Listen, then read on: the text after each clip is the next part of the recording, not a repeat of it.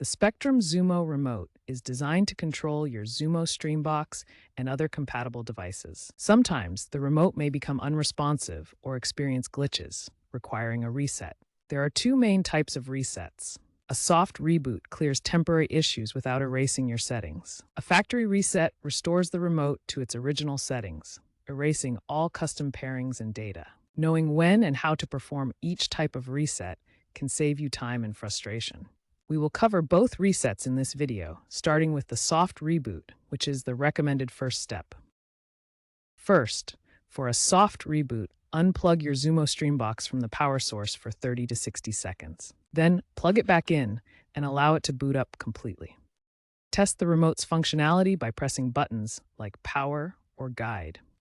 If soft reboot doesn't solve the issue, perform a factory reset.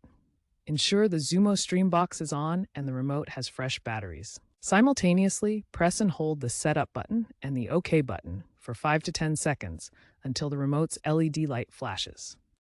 After the reset, follow the on-screen instructions to repair the remote, entering the 5-digit code for your TV brand if prompted.